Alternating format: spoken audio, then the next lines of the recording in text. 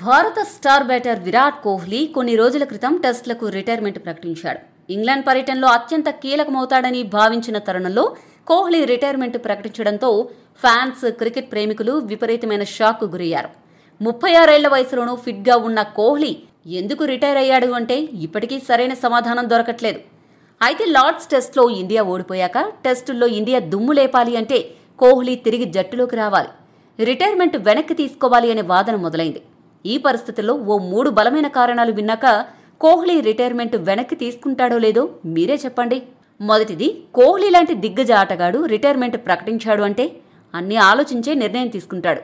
ఏదో గల్లీ క్రికెట్లో లాగా రిటైర్మెంట్ ఇచ్చి మళ్లీ వెనక్కి తీసుకోవడం అనేది, కోహ్లీ లాంటి దిగ్గజ క్రికెటర్ చేయడం అనేది చాలా మందికి నచ్చకపోవచ్చు. అలా చేయడానికి కోహ్లీకి కూడా అస్సలు ఇష్టం ఉండదు. అందుకు అతని మనస్సు కూడా ఒప్పుకోదు.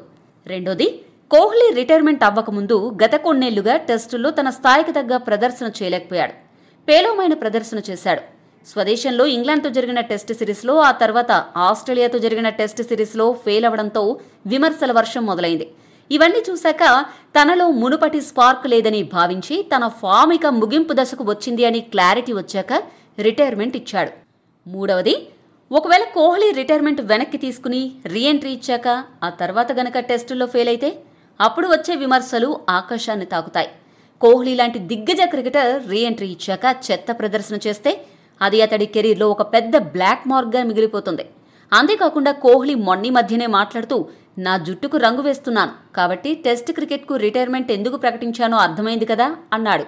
అంటే వయసు మీద పడుతోంది, టెస్ట్ క్రికెట్ ఆడే శక్తి తనలో లేదని కోహ్లీ చెప్పకనే చెప్పాడు.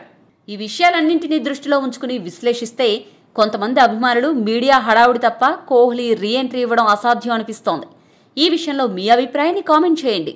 మరిన్ని స్పోర్ట్స్ అప్డేట్స్ కోసం మా ఛానల్ను సబ్స్క్రైబ్ చేసుకోండి.